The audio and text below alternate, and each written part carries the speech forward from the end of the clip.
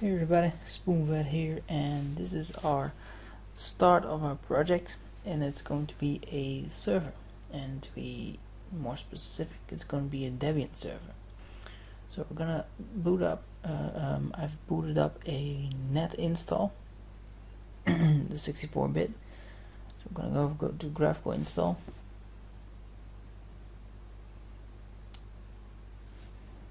Why? Because it looks a little bit better.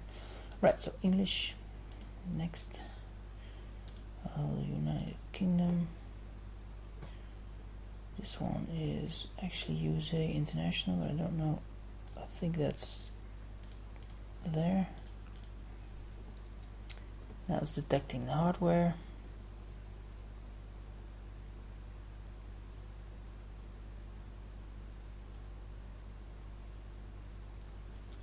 Now the only thing we're going to do is install SSH so we can log into it from another operating system, because that's usually what you would do. You would usually install this via network. The host name will be our name that we're gonna use in the network, so it can be anything you want, but it would be nice to make this like a little bit more specific to your own. So what will I make it? I'll make it spoonfed.local, but it could also be media server or whatever you want. Alright, so root password, that's not correct, god damn. Alright, damn, I did make a typo.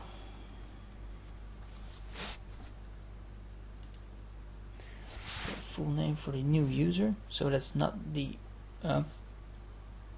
root account, but the next best thing. So Spoonfed, so it will be Spoonfed, and the password will be what will it be? It will be a password. So alright, so now we're going into disks. Basically I would just set it up for auto, like guided use entire disk, and set up LVM. Why LVM? That's logical volume manager. That means let's say in the future you add another disk, then that disk could be added to the total instantly instead of seeing like two separate blocks. So let's just assume you have three 1 terabyte disks.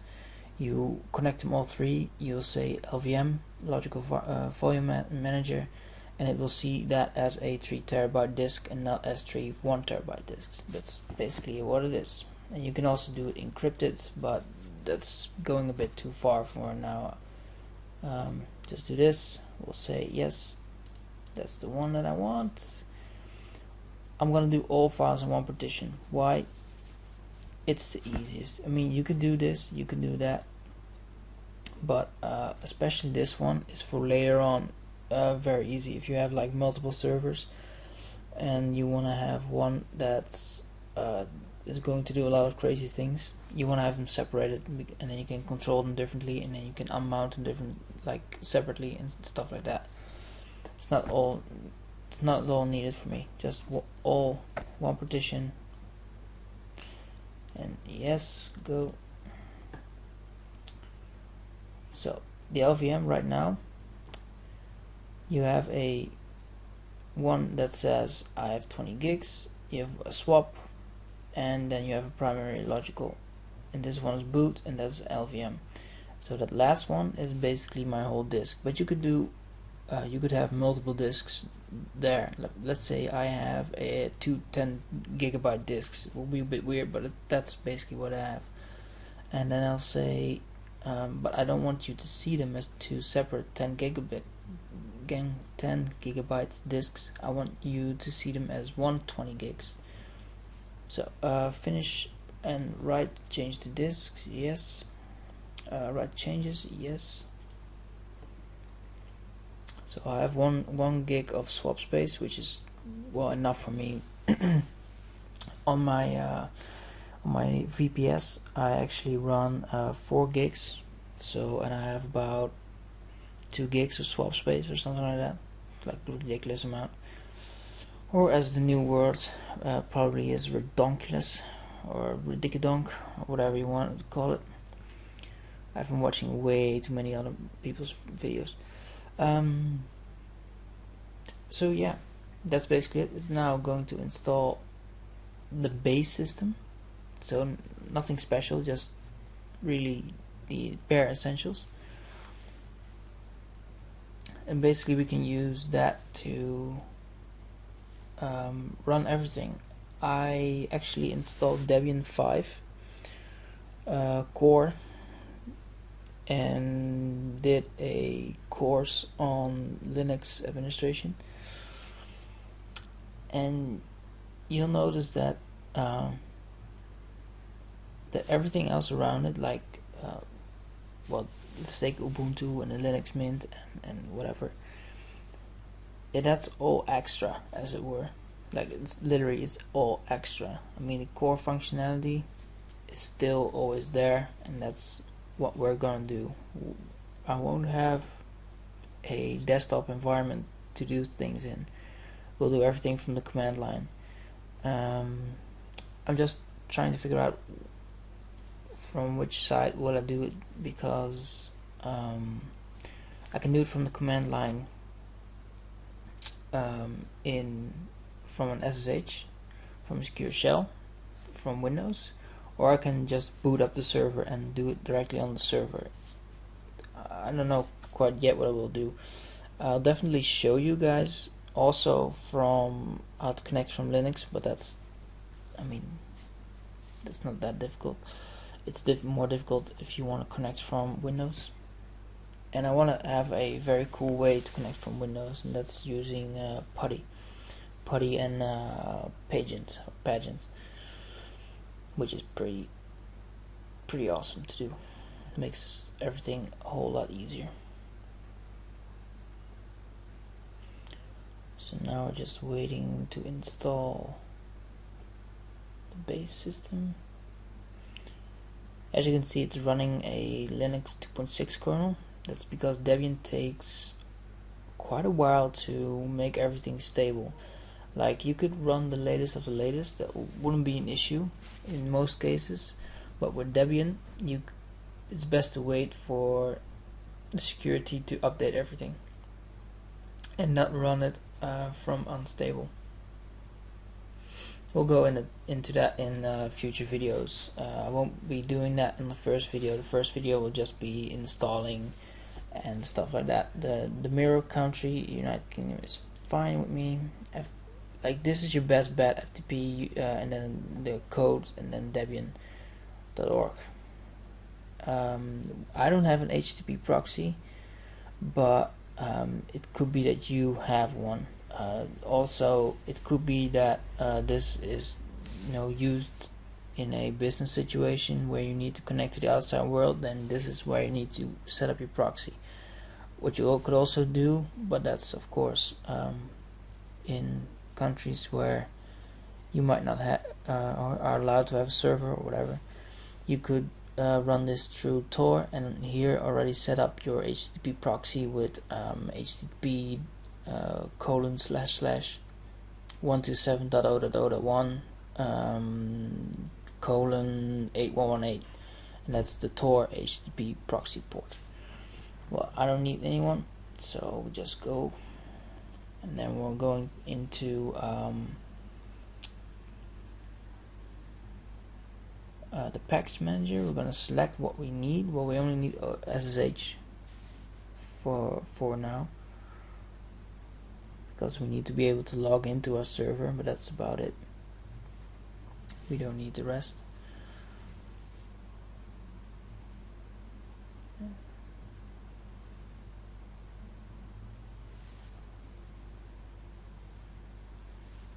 Yeah, it's taking a while.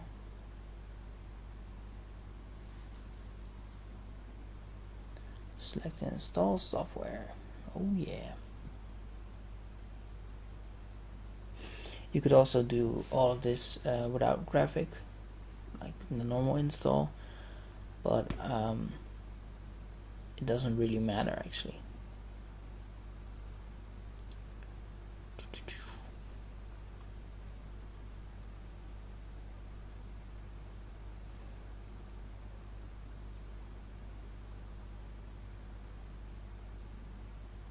There we go.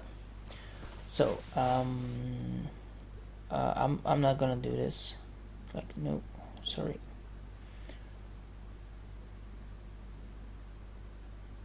So I don't need that. The standard system utilities, you definitely want those, and you want SSH. And that's about it. That's all we're gonna install. Nothing more. Just this. Continue. The rest we will do in our own time, in our own tempo, and basically with our own hands. A little bit about the setup. I'll be using Dovecut for the mail. I'll be using MySQL for the backend. You could also use SQLite if you want, but I'm gonna use MySQL.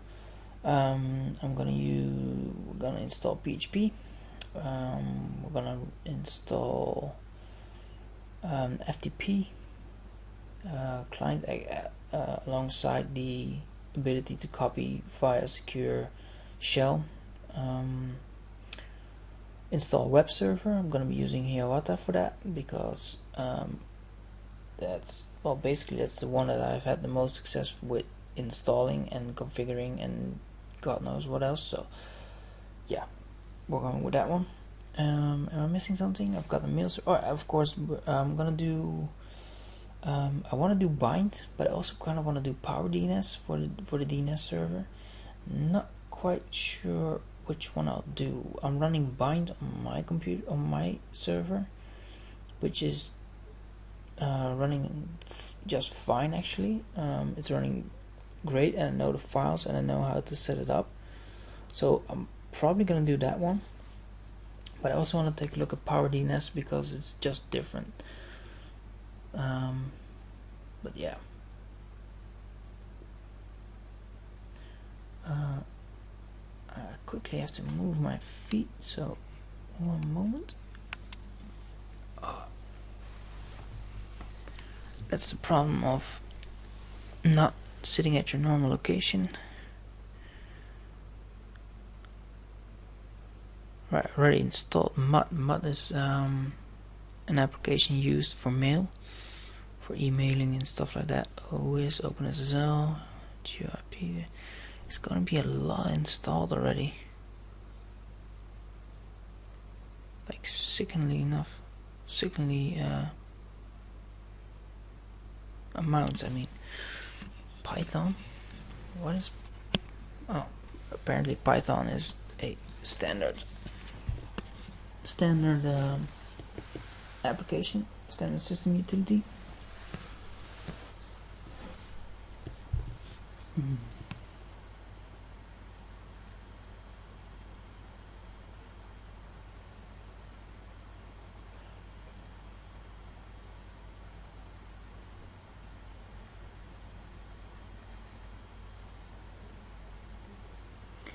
And if we're right, it's already gonna run SSH on boot, so that would be nice, of course.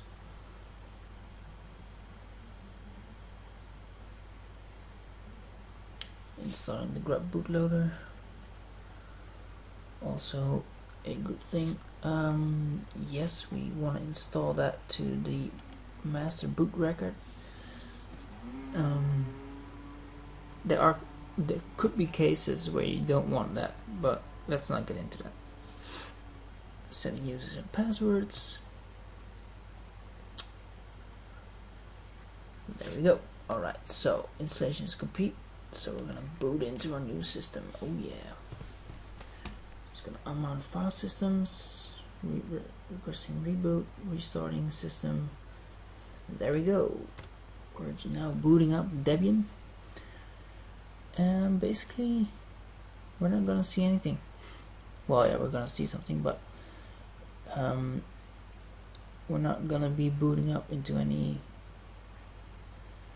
It says XM4 as mail translation. Cool. Okay, so we're gonna log in as root for now.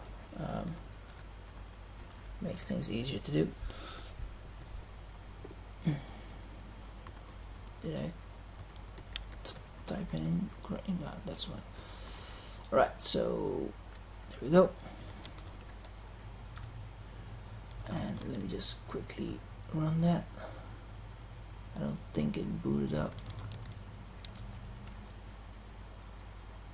No, it did not boot up. Alright.